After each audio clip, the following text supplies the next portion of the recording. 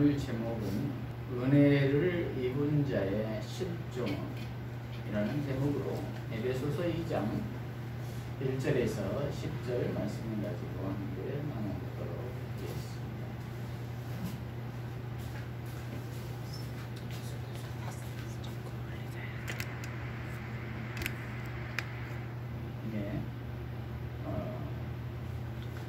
구원 안에 들어오면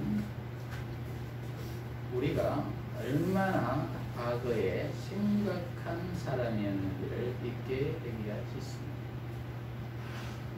해방된 이스라엘이 노예의 기억을 망각하듯 끔찍했던 절망의 상태를 쉽게 망각한다는 것입니다. 그 결과 거만하여 회개하지도 않고 하나님의 인도를 구하지 않는다는 것입니다. 즉 말씀 보는 것도, 기도하는 것도, 성도간 교제하는 것도, 전도하는 것도, 삶 속에서 하나님의 영광을 드러내며 사는 것도 등한시 한다는 것입니다. 그래서 매일매일 그렇게 살다 보면 나중에는 아주 하나님과 무관하게 살아간다는 것입니다. 하지만 이를 기억하고 직시할 때 우리가 받은 은혜의 크기를 가늠할 수가 있다는 것입니다. 그리고 그러한 사람은 나를 드러내지 않고 예수님을 드러내며 하나님께 영광을 돌리는 증인의 삶을 살게 된다는 것입니다. 그러면은 오늘 본문을 통해서 에베소 교회의 상태를 살펴보고 그와 반추해서 나의 과거와 현재와 미래를 하나님 안에서 살펴보도록 하겠습니다. 오늘 본문은 사도 바울이 주 60년 초에 로마의 감옥에서 에베소 교회에 보낸 편지입니다. 에베소 지역은 지금의 터키 서부 지역 에게해 연안 지역입니다. 이곳은 고대 그리스의 식민도시로 건설되어 소아시아에서 가장 중요한 상업도시로 번성하였습니다.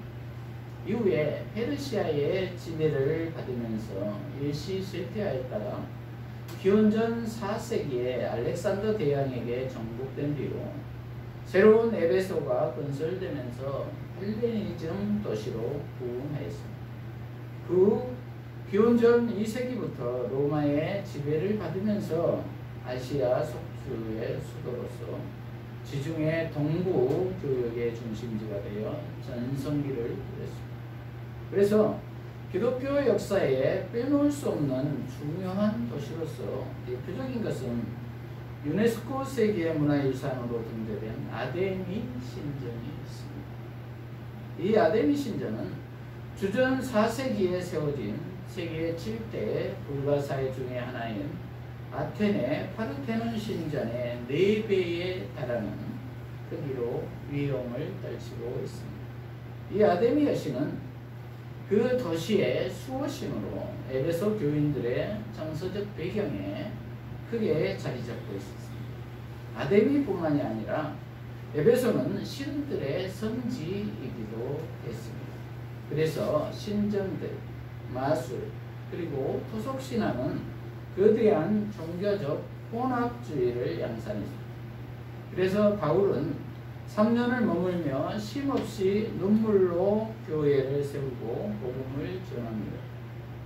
고린도전서 15장 32절에 보면은 바울은 에베소 사역을 맹수의 영적의 도전을 받는 것으로 표현하면서 사역의 유연성과 고단함을 내비치고 있습니다.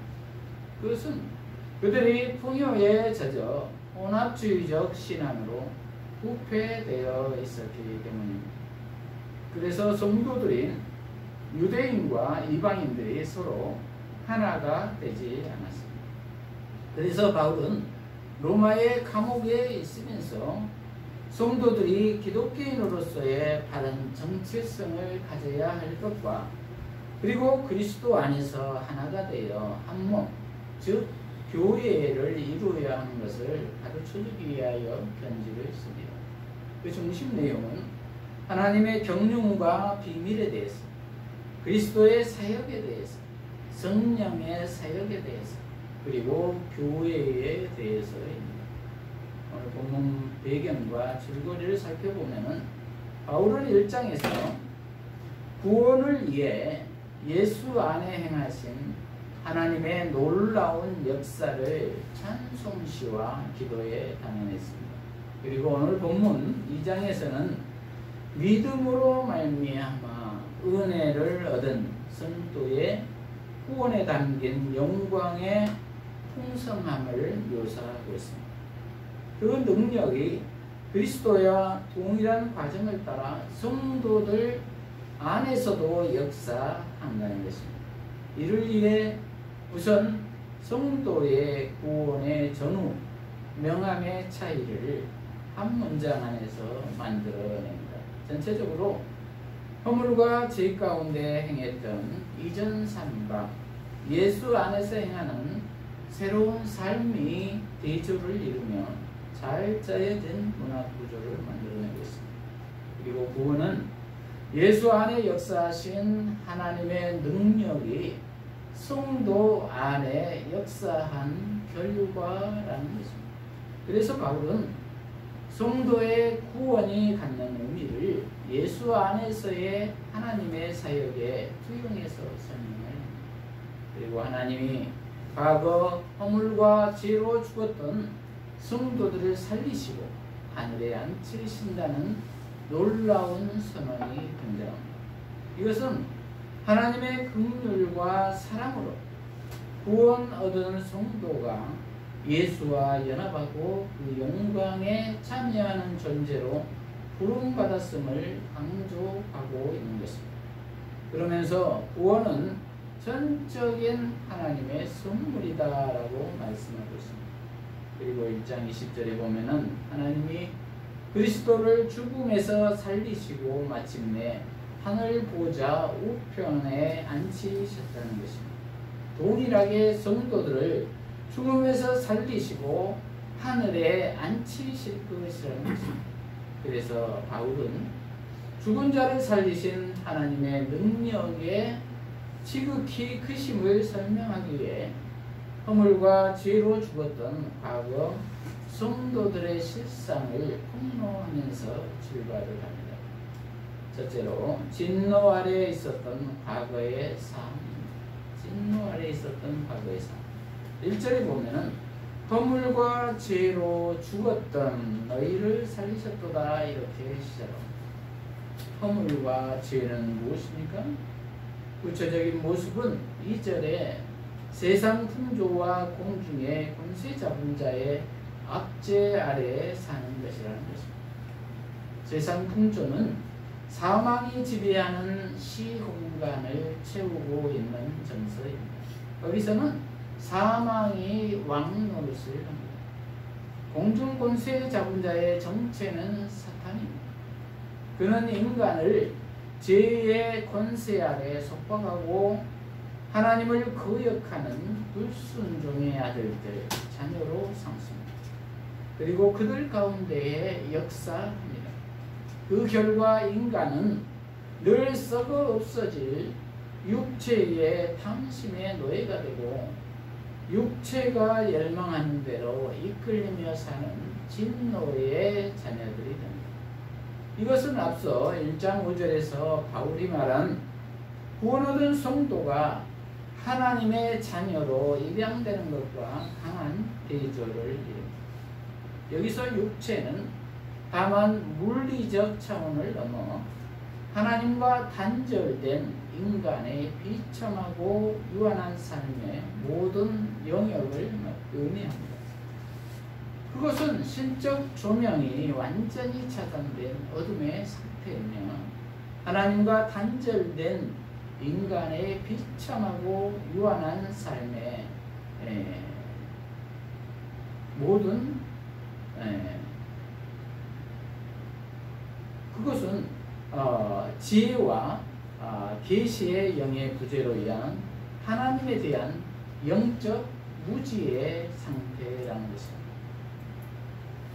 여기에서 바울은 자신을 포함한 모든 성도의 구원받기 전 상태가 그러했다는 것을 강조하고 있습니다. 즉 허물, 죄, 죽음, 세상 풍조, 불순종, 육체, 진노 등의 단어들이 만들어내는 의미의 영역이 하나님 없는 인생의 삶의 영역이라는 것입니다. 바울이 이처럼 구원받기 전에 인간의 심각성을 최대치로 끌어올린 이유는 그 모든 상황에 배의 반전을 가져오신 하나님 사랑의 크기의 풍성함을 소개하기 위해서입니다. 그렇습니다. 우리도 구원받기 전에는 하나님을 떠나 죄 아래 사로잡혀 있었습니다. 육체의 욕심을 쫓아 물질적, 세속적 가치관에 순응하며 살았습니다. 그래서 하나님의 진노를 피할 수 없는 운명이었습니다. 얼마나 아찔합니다.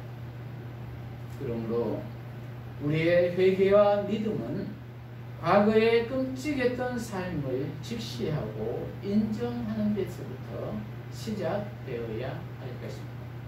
둘째로 진노 대신 사랑을 택하신 하나님, 진노 대신 사랑을 택하신 4절부터 보면은 본문에서는 대반전에 그러나가 등장을 합니다.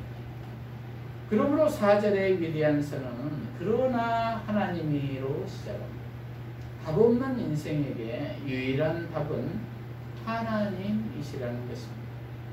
그러한 비참한 상태에 묶인 죄인에게 필요한 것은 하나님이며 그분의 긍휼과 사랑입니다. 과거 이집트의 오랜 속박에서 스스로 벗어날 수 없었던 노예 이스라엘에게 유일한 답은 하나님이셨습니다. 그리고 이스라엘의 구원은 그들을 향한 하나님의 긍휼이었습니다. 이것은 장차 예수로 말미암은 하나님의 구원의 모형이자 그림자입니다. 그리고 실체이신 그리스도 예수는 하나님의 긍휼과 사랑입니다. 그러면 이러한 하나님의 긍휼과 사랑이 성도들의 운명에 어떠한 결과를 가져왔습니까? 여기에서 바울은 하나님이 아들 예수가 얻은 영광을 성도들도 얻을 수 있게 하셨다는 놀라운 선언을 합니다. 이것을 강조하려고 허물과 죄로 죽었던 우리를 하나님께서 함께 살리시고 함께 일으키시고 함께 하늘에 앉히셨다는 것입니다. 즉 바울은 지금 성도의 구원을 그리스도의 죽음과 부활과 승리에 연합하고 동참하는 것으로 설명하고 있는 것입니다. 앞서 1장 20절에서 바울은 하나님이 그리스도를 죽음에서 살리시고 보좌 오른편에 앉히셨다고 선언한 바 있습니다. 그 능력을 성도들도 경험하는 것이 구원이라고 말하고 있는 셈입니다. 물론 성도들이 앉을 곳은 하나님 보좌 오른편이 아닙니다. 다만 바울은 지금 성도들이 얻은 구원이 얼마나 영광스러운 은혜인지 강조하기 위해 가장 비참했던 과거와 가장 영광스러운 현재를 대조하고 있는 것입니다. 과거 본질상 진노의 자녀로서 허물과 죄의 자리에 앉아 있었던 우리가 이제는 예수와 함께 하늘 영광의 자리에 앉게 되었다는 것입니다. 예수의 승기로 말미암은 통치와 권세와 능력과 주권이 지금부터 영원히 실현되듯 예수와 연합된 성도들은 현재뿐 아니라 미래에도 그의 통치와 능력을 경험할 것이라는 것입니다. 그리고 6절에 하늘에 앉음은 미래의 약속이지만 이것은 이미와 아직의 긴장 가운데 실현된 미래입니다. 이미란 2000년 전에 예수님이 오셨으므로 하나님 나라가 이미 시작되었다는 것이고, 아직이란 예수님의 재림이 아직 이루어지지 않았기 때문에 재림을 기다리고 있는 아직이라는 것입니다. 그래서 우리는 지금 이미와 아직에 중첩된 시대를 살고 있는 것이지. 그래서 성도는 이중 정체성을 가지고 있는 것입니다. 하늘나라의 백성으로서, 이 땅의 백성으로서 살아가는 것이죠. 그래서 늘 마음에 갈등이 있는 것입니다. 그리고 마지막 때에 예수님이 재림하심으로 비로소 갈등이 없는 하나님 나라가 완성된다는 것입니다. 하나님은 이렇듯 예수 안에서 성도들에게 베푸신 구원을 통해 당신의 자비와 은혜의 풍성함을 현재와 오는 세대에 계속해서 나타내실 것이라는 것입니다. 그렇습니다. 심판받아 멸망할 수밖에 없었는데 하나님은 진노 대신에 이렇게 사랑을 베푸셨습니다. 그래서 죽은 우리를 살리셨고 일으켜 하늘에 앉히셨습니다. 믿음으로 연합했다는 한 가지 이유로 말할 수 없는 자비를 베푸신 것입니다. 그러므로 이제 우리의 실존은 진노 아래 죄인이 아닌 주와 함께한 영광스러운 통치자인 것입니다. 그러므로 감사하며 찬양하는 삶을 살아야 할 것입니다. 셋째로 은혜로 구원받은 자의 삶입니다. 8절에서 10절입니다. 성도들의 구원은 전적으로 하나님의 은혜로 말미암는다는 것입니다. 바울은 5절에서도 이 사실을 선언했습니다. 이 구원은 은혜에 의해서 믿음으로 말미암아 주어진다는 것입니다. 그러므로 구원에는 인간이 자신의 공로와 의를 첨가하려는 어떤 시도도 허용되지 않는다는 것입니다. 그러므로 인간이 구원을 위해서는 예수 안에서 이루신 하나님의 일을 기꺼이 수용해야 한다는 것입니다. 이때 수용을 일종의 행위라 볼 수 있지만 자신의 의가 끼어들 여지는 전혀 없습니다. 이 구원은 은혜로 베풀어지는 하나님의 선물입니다. 인간의 행위에서 비롯된 것이 아니므로 누구도 자랑할 수 없다는 것입니다. 그러면서 바울은 구원에 있어서 하나님의 정권을 강조하기 위해서 10절에 우리는 그가 만드신 바라 하면서 창조 모티브를 꺼냅니다. 그것은 구원이 죽음에서 생명을, 무의미에서 의미를 창조하는 하나님의 행위임을 강조하기 위해서입니다. 피조물인 인간이 창조주의 사역을 거들어 자신의 공로로 자랑할 여지는 전혀 없다는 것입니다. 이것은 곧 창조 전에 인간은 어떤 행위도 만들어낼 존재가 아니었다는 것을 반증합니다. 구원 전에 인간은 어떤 순한 행위도 만들 수 없는 완전히 타락해 오직 구원만을 필요로 하는 상태였습니다. 그래서 2장 1절과 5절을 보면은 허물로 완전히 죽었다고 말씀하고 있습니다. 따라서 스스로 구원의 조건을 내세울 것이 하나도 없는 상태이었다는 것입니다. 선을 행할 능력도 없었습니다. 그런 인간이 하나님의 구원을 선물로 값없이 받았다는 것입니다. 그리고 구원을 통해 다시 새롭게 창조되어 창조 때 하나님이 목적하셨던 선한 일이 이제 예수 안에서 가능해졌다는 것입니다. 이때의 선한 일은 앞의 행위와는 전혀 다른 것입니다. 이것은 구원 얻은 자만이 새 삶에 수놓을 수 있는 하나님의 영광을 위한 선한 일입니다. 자신의 의와 자랑을 내세워 자기 영광을 일삼는 그러한 선한 일이 아니라는 것입니다. 그래서 구원 얻는 성도는 이제 예수 안에서 적극적으로 선을 행하도록 지음을 받았습니다. 그러므로 구원 얻은 성도는 악한 일을 벗고 하나님의 부르심과 사명에 순종하는 영생에 참여하는 삶을 살아야 할 것입니다. 그렇습니다. 구원은 은혜로 주신 선물입니다. 우리는 다만 믿음의 손을 내밀어 받았을 뿐입니다. 이 구원이 역사하여 선한 일을 행하여 새로운 피조물을 창조합니다. 그것이 교회입니다.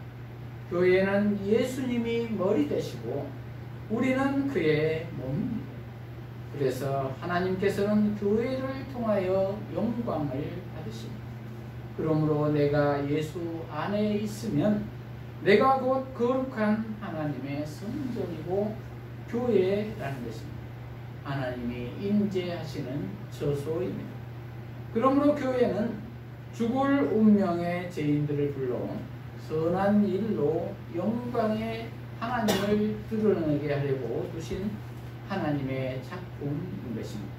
그러므로 나는 하나님의 창조 목적에 부응하고 있는가를 항상 살펴야 할 것입니다. 하나님을 드러내고 있는가, 예수님을 드러내고 있는가를 살펴야 한다는 말, 그리고 그의 증인으로 살고 있는가를 살펴야 한다는 말씀을 마무리합니다. 저와 여러분은 오늘날 이 에베소와 같은 풍요의 시대에 종교 혼합주의의 시대에 어떠한 신앙생활을 하고 계십니까? 혹시 예수님이 아니고 나를 드러내고 있지는 않습니까? 그냥 마음에 위안 삼아 적당히 종교 하나쯤 갖고 있는 그러한 신앙 종교 생활을 하고 있지는 않습니다. 그리고 나만 편안하게 살려고 하지는 않습니다. 그러나 하나님은 성도들의 선을 통해 완악한 자들도 하나님을 찬미하고 인정하는 백성들로 돌아오게 되기를 기대하십니다. 그리고 그리스도를 통해 우리를 구원하시고 그 은혜의 풍성함을 널리 알리고자 하셨습니다. 그러므로 우리 모두는 과거의 진노의 자녀였던 삶을 직시하며 그리하여 현재의 육체의 욕심을 제어하고 세속적 가치관에 순응하며 살지 않아야 될 것입니다. 그리고 죽음에서 생명으로 구원해 주시는 하나님을 늘 찬양하며 감사하는 삶을 살아야 할 것입니다. 그리고 이 땅에서 부르심의 소망을 따라 나는 죽고 예수로 살아야 할 것입니다. 복음의 증인으로 살아야 할 것입니다. 그리하여 많은 영혼들이 주님께 돌아오도록 해야 할 것입니다. 이러한 우리 모두가 되시기를 축복합니다. 기도하십시오. 하나님 아버지, 오늘 은혜를 입은 자의 실존이라는 제목의 말씀으로 깨닫게 하시니 감사합니다. 우리 모두가 과거의 진노의 자녀였던 것을 망각하지 않게 하시고 하나님의 은혜로 말미암아 구원 얻은 것을 감사하며 찬양하며 예수님 안에서 그에 걸맞는 변화된 삶을 삶으로 믿지 않는 영혼들을 주님께 돌아오게 하는 복음의 산 증인들로 살게 하여 주시옵소서. 예수님 이름으로 기도합니다. 아멘.